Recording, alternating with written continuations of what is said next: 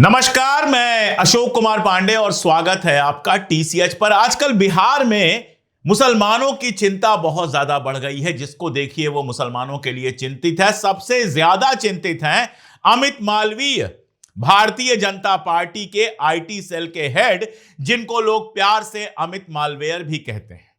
उनको मुसलमानों की चिंता हो रही है। उस आईटी सेल के हेड को मुसलमानों की चिंता हो रही है, जो पूरे साल मुसलमानों के खिलाफ अभियान चलाता रहता है, जो बाकायदा घुसपैठिया वाला मुद्दा उठाने के लिए मुसलमानों की घटिया तस्वीरें बनाता है, राहुल गांधी और तेजस्वी के साथ लगाता है। उस बीजेपी आईटी सेल के मुखिया अमित मालवीय को मुसलमानों की चिंता हो रही है।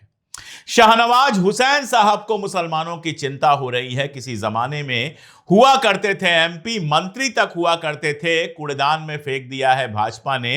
अब चुनाव तक नहीं लड़ते हैं, किसी कोने में पड़े हुए हैं। कभी कभी ऐसे बयान जब देते हैं तब उनकी तस्वीर सामने आती है। जेडीयू को चिंता हो रही है। चिंता हो रही है रामविलास पासवान जी के सुपुत्र को, चिराग पासवान को चिंता हो रही है। इन सब लोगों को चिंता हो रही है जो सदन के अंदर बैठकर वक्फ बिल पर खामोश नहीं रहते, बल्कि वक्फ बिल का समर्थन करते हैं, जो मुसलमानों के हितों के खिलाफ लाए गए हर बिल का समर्थन करते हैं, जो कभी भारतीय जनता पार्टी से यह सवाल नहीं पूछ पाते, जो कभी हिंदू राष्ट्र का अभियान चलाने वालों से कोई सवाल नहीं पूछ पाते, उनको आज मुसलमानों की चिंता हो रही है। क्योंकि महागठबंधन ने तेजस्वी यादव को मुख्यमंत्री पद का उम्मीदवार बनाया है और साथ में उप मुख्यमंत्री पद का उम्मीदवार मुकेश साहनी को बनाया।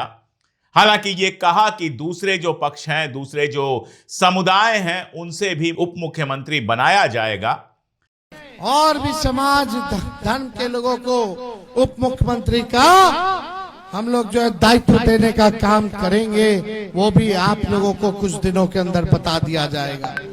लेकिन किसी मुसलमान के नाम की घोषणा नहीं की और इसलिए इन सारे लोगों को अचानक मुसलमानों की चिंता हो गई। मेरा सवाल यह है कि मुसलमानों की इतनी चिंता थी आपको, तो अपनी पार्टी से टिकट क्यों नहीं दिया? गिनवा देता हूं।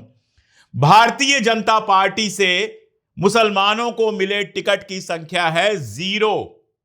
यानी भारतीय जनता पार्टी ने एक भी मुसलमान को बिहार में टिकट नहीं दिया है। अब आते हैं नीतीश कुमार जी को, जिनका टोपी ओपी में लगातार तस्वीर दिखता रहता है, जो कई बार मुसलमानों के बीच में दिखाई दे जाते हैं और जिनको मुसलमानों का वोट एक जमाने में मिलता भी रहा है, हो सकता है अब भी मिले। जेडीयू ने कुल मिलाजुलाकर 4 लोगों को टिकट दिया है, 4 मुसलमानों को टिकट दिया है। इसमें सबा जफर हैं, जो एक जमाने में एमएलए रह चुकी थी और भारतीय जनता पार्टी से एमएलए रह चुकी थी, उनको टिकट दिया है। दूसरा, जमा खान को चैनपुर से टिकट दिया है। तीसरा, जोकीहाट से मंजर आलम को टिकट दिया है और चौथा, अररिया विधानसभा से शगुफ्ता अजीम को टिकट दिया है। बस 4 टिकट। और चिराग पासवान, जो बहुत ज्यादा उछल रहे हैं, उनकी पार्टी ने सिर्फ एक मुसलमान को टिकट दिया है। जीतन राम मांझी के यहां से सब रिश्तेदार परिवार को टिकट दे दिया गया, किसी मुसलमान को टिकट नहीं दिया गया। चिराग पासवान ने भी अपने ढेर सारे रिश्तेदारों को टिकट दे दिया, लेकिन मुसलमान उनको सिर्फ एक मिला। यानी 243 सीटों पर लड़ रहा है एनडीए और इनमें सिर्फ 5 मुस्लिम उम्मीदवार हैं। यानी अगर ये सारे जीत भी जाएं, मान लीजिए 5 के 5 जीत जाए, जिसकी कोई उम्मीद नहीं है, 1 या 2 उम्मीदवार इसमें से जीतेंगे, तो एनडीए को रिप्रेजेंट करने वाला हद से हद 5 मुसलमान होगा। बताना चाहिए, अमित शाह जी को बताना चाहिए कि क्या शाहनवाज हुसैन को उन्होंने उप मुख्यमंत्री घोषित कर दिया है।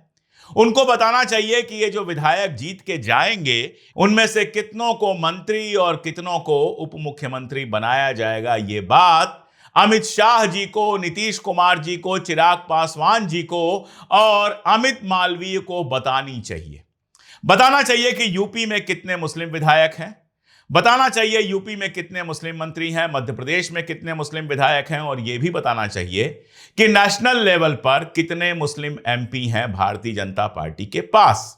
अच्छा, इसके सामने जरा आरजेडी और कांग्रेस को भी रख के देख लेते हैं। आरजेडी ने 18 मुसलमानों को टिकट दिया है, आईएनसी ने 10 मुसलमान को टिकट दिया है, सीपीआई एमएल से भी मुसलमानों को टिकट मिला है, दूसरी पार्टियों से भी मिला है। मैं ये नहीं कह रहा हूं कि यह काफी है। मैं ये भी नहीं कह रहा हूं कि उप मुख्यमंत्री कोई मुस्लिम चेहरा घोषित नहीं करना चाहिए था। कई सारे शानदार कैंडिडेट हैं जिनको उप मुख्यमंत्री का चेहरा घोषित किया जा सकता था। मैं कोई आरजेडी और कांग्रेस को सर्टिफिकेट नहीं दे रहा हूं, लेकिन मैं बता रहा हूं कि इस बुरी स्थिति में भी महागठबंधन ने इन लोगों से कई गुना टिकट मुसलमानों को दिए हैं। सिर्फ इतनी सी बात आपसे अर्ज कर रहा हूं। केवल 60 सीटें मिली हैं कांग्रेस को, जिसमें से 10 सीटें मुसलमानों को दी गई हैं। वैसे आपको यहां पर थोड़ा सा इतिहास याद दिला दूं। अब्दुल गफूर साहब आप लोगों को याद होंगे, 15वें मुख्यमंत्री थे बिहार के, जो 2 जुलाई 1973 से 11 अप्रैल 1975 तक बिहार के मुख्यमंत्री रहे। वो इकलौते मुस्लिम मुख्यमंत्री थे। यानी बिहार में अगर किसी मुसलमान को मुख्यमंत्री बनाया गया है तो वो कांग्रेस ने बनाया है। और यही नहीं, बाद में जब वो सांसद बने तो राजीव गांधी जी के मंत्रिमंडल में मिनिस्टर भी बने। यानी बिहार के एक मुस्लिम नेता को मंत्री भी बनाया, उसके पहले मुख्यमंत्री भी बनाया। यह भी जस्टिफिकेशन नहीं है कि एक को बना दिया तो जिंदगी भर अब किसी और को नहीं बनाएंगे। माहौल ऐसा बना है, और इस बात को मैं स्वीकार करता हूं कि माहौल ऐसा बना है कि मुसलमान का नाम लेने से, मुसलमान कैंडिडेट देने से, मुसलमान उप मुख्यमंत्री घोषित करने से बच रहे हैं लोग कि कहीं भारतीय जनता पार्टी को मौका ना मिल जाए कि इसी के आधार पर वो ध्रुवीकरण का काम शुरू कर दे, पोलराइजेशन का काम शुरू कर दे। ये मैं मानता हूं, लेकिन मेरा सवाल दूसरा है। कल्पना कीजिए कि आरजेडी कांग्रेस सरकार में आ जाए, महागठबंधन की सरकार बन जाए, और दूसरी कल्पना कीजिए कि जेडीयू की यह सरकार ऐसे ही चलती रहे, जेडीयू नहीं एनडीए की सरकार चलती रहे, और नीतीश कुमार की जगह बीजेपी का कोई मुख्यमंत्री आ जाए। नीतीश कुमार खुद भी बैठे रहे तो कोई फर्क नहीं पड़ता, लेकिन अमित शाह की जो प्लानिंग है वो सक्सेसफुल हो जाए। इधर बीजेपी का एक मुख्यमंत्री गद्दी पर बैठ जाए और उधर तेजस्वी यादव गद्दी पर बैठ जाए। मैं मुसलमानों से भी पूछना चाहता हूं, और जो लोग सोशल मीडिया पर सवाल उठा रहे हैं उनसे भी पूछना चाहता हूं, दोनों में से कौन सी स्थिति बेहतर होगी?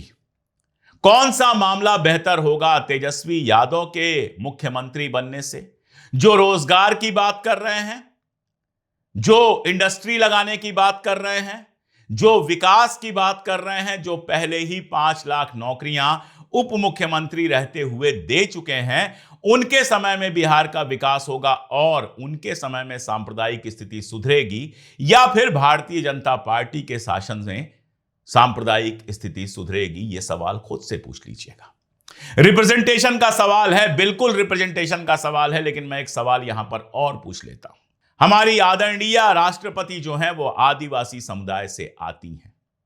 आदिवासियों के साथ जुल्म की इतनी घटनाएं सामने आई हैं, पेशाब पिलाने से लेकर जाने क्या क्या।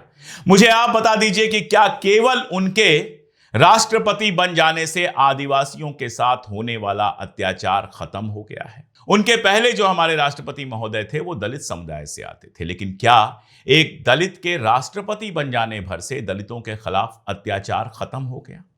भारतीय जनता पार्टी में भी अब काफी मुसलमान नेता हैं। ये मुसलमान नेता कांग्रेस से सवाल पूछ रहे हैं, लेकिन इन मुसलमान नेताओं ने कभी मुसलमानों के साथ होने वाले अन्याय अत्याचार पर आवाज उठाई है? भाजपा उनको दिखावे के लिए इस्तेमाल करती है। शाहनवाज हुसैन बड़े नेता रहे हैं, एमपी रहे हैं, मंत्री रहे हैं, मैंने आपको बताया, और एक जमाने में भाजपा के मुस्लिम चेहरे के रूप में मुख्तार अब्बास नकवी और ये साहब जो हैं शाहनवाज हुसैन साहब, ये लगातार दिखाई देते थे। अब सवाल मेरा यह है कि क्या किसी मुसलमान की लिंचिंग पर शाहनवाज हुसैन साहब ने एक शब्द बोला है? मेरा सवाल यह है कि वक्फ के पूरे मामले पर शाहनवाज हुसैन क्या कभी मुसलमानों के साथ आए? मेरा सवाल यह है कि एसआईआर में मुसलमानों का नाम कटा है, यह बात अब बिल्कुल साफ है, क्या शाहनवाज हुसैन साहब ने यह मुद्दा उठाया? मेरा सवाल बिल्कुल साफ है कि मुसलमानों को घुसपैठिया घुसपैठिया घुसपैठिया कहा जा रहा है, आपकी अपनी कौम के लोगों को बदनाम किया जा रहा है, और दरअसल आपको भी घुसपैठिया कहा जा रहा है। क्या आपकी जबान खुली? आखिर आपकी जबान पर ऐसा कौन सा टेप लग गया है, किसने सिल दी है आपकी जबान कि अपनी ही कौम के साथ हो रहे अन्याय पर खामोश हैं और आपको अपनी कौम के लिए न्याय चाहिए तेजस्वी यादव से और कांग्रेस से। आप तेजस्वी यादव और कांग्रेस से डिमांड कर रहे हैं कि उप मुख्यमंत्री बना दिया जाए किसी मुसलमान को। अपनी पार्टी से क्यों नहीं डिमांड कर रहे हैं कि कम से कम कुछ मुसलमानों को टिकट दे दिया जाए? गिरिराज सिंह मुसलमानों को हरामखोर कहते हैं, बाद में बात पलटने की कोशिश करते हैं। शाहनवाज हुसैन या फिर मुख्तार अब्बास नकवी सामने आकर क्यों नहीं कहते हैं कि हम भी मुसलमान हैं, हम भी हिंदुस्तानी हैं और तुम हमें ऐसी बातें कैसे कह सकते हो? कैसे हमारी कौम के लिए इतना घटिया लफ्ज इस्तेमाल कर सकते हो? क्या कभी आपने सुना? क्या शाहनवाज हुसैन ने नीतीश कुमार से यह सवाल पूछा कि पिछली बार आपने 11 मुस्लिम उम्मीदवार खड़े किए थे, अब क्या भारतीय जनता पार्टी का आपके ऊपर असर पड़ गया जो उम्मीदवारों की संख्या घटाकर सिर्फ 4 कर दी? सिर्फ 4 मुस्लिम उम्मीदवार दिए। 100 से ज्यादा सीटों पर लड़ रहे हैं नीतीश कुमार, जिसमें से सिर्फ 4 मुसलमान। 25-26 सीटों पर पासवान साहब लड़ रहे हैं, सिर्फ 1 उम्मीदवार। और 100 से ज्यादा सीटों पर बीजेपी लड़ रही है, 1 भी उम्मीदवार नहीं। और शाहनवाज हुसैन वहां पर सवाल भी नहीं पूछ पाते हैं। अरे जो लिंचिंग पे सवाल नहीं पूछ पाया, जो वक्त पे सवाल नहीं पूछ पाया, जो हरामखोर और घुसपैठिया कहने पर खामोश रहा, वो मुसलमानों की बात क्या करेगा, चाहे वो शाहनवाज हुसैन क्यों ना हो। तो शाहनवाज हुसैन जैसे रिप्रेजेंटेटिव अगर मिल भी जाएं तो क्या फर्क पड़ता है? शाहनवाज हुसैन जैसे किसी मुसलमान को अगर मंत्री बना भी दे भारतीय जनता पार्टी या एनडीए तो उससे क्या फर्क पड़ता है? उससे बेहतर क्या वो लोग नहीं हैं जो मुसलमान ना होते हुए, दलित ना होते हुए, आदिवासी ना होते हुए, पिछड़ा ना होते हुए हक की आवाज उठाते हैं? मैं अपनी बात नहीं करूंगा, मैं तो बहुत छोटा सा आदमी हूं। अपने चैनल पर जो कह पाता हूं वो कहता हूं, अपने ट्विटर पर जो लिख पाता हूं वो लिखता हूं।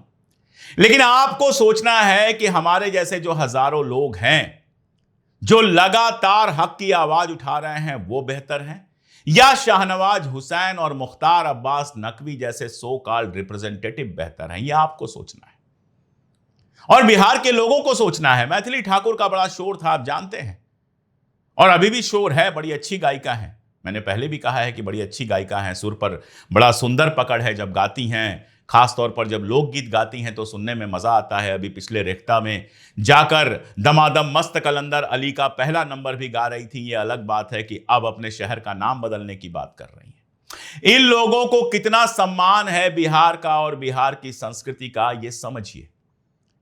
केतकी सिंह यूपी से सांसद हैं, जाती हैं, पाग पहनाया जाता है। जो लोग मिथिला से या बिहार से संबंध नहीं रखते हैं उनके लिए बता दूं, पगड़ी पहनाई जाती है। हम लोग भी कई बार कार्यक्रमों में जाते हैं तो दस्तारबंदी कभी होती है, कभी पगड़ी बंधाई जाती है। राजस्थान में गया था, वहां पर बड़े प्यार से, बड़े सम्मान से उन लोगों ने पगड़ी पहनाई और हम ध्यान रखते हैं कि उस पगड़ी का कहीं कोई अपमान न होने पाए। अगर नहीं भी पहननी होती है, बड़ी गर्मी हो रही होती है, कोई और समस्या है, तो उन्हीं लोगों से पूछकर उसको बड़े सम्मान के साथ उतार कर कहीं अच्छी जगह किसी टेबल पर या कहीं भी रख देते हैं। यहां केतकी सिंह जी कहती हैं कि यह पाग मिथिला का सम्मान नहीं है और उसको फेंक देती हैं और कहती हैं मैथिली ठाकुर जो हैं वो मिथिला का सम्मान है। मुझे केतकी सिंह से कोई दिक्कत नहीं है। मैं तो जानता हूं कि बीजेपी के लोग जो हैं उनको भारतीय संस्कृति से कोई लेना देना नहीं है, क्योंकि यह मिथिला की बात नहीं है। ये भी बात नहीं है कि वो मिथिला की संस्कृति को नहीं जानती थी। पूरे भारत में कहीं भी आपको अगर पगड़ी पहनाई जाती है तो फिर उसका सम्मान किया जाता है। इसके लिए कोई अलग से ज्ञान लेने की जरूरत नहीं है। और मैथिली ठाकुर को बिहार का या मिथिला का सम्मान बताने के लिए पगड़ी फेंकने की भी जरूरत नहीं थी। लेकिन मेरी शिकायत उन लोगों से है जो वहां पर ताली बजा रहे थे। एक पार्टी की भक्ति में आप इतने पागल हो गए कि अपनी परंपरा के अपमान पर ताली बजा रहे हैं। और मैथिली ठाकुर को उस परंपरा का कितना सम्मान है आप समझ लीजिए कि गाड़ी में एक तस्वीर उनकी आई है, वीडियो आया है, जिसमें पाग में वो मखाना रख के खा रही हैं। गजब है, पगड़ी में मखाना रख के खा रही हैं। एक नॉर्मल आदमी को भी शर्म आएगी।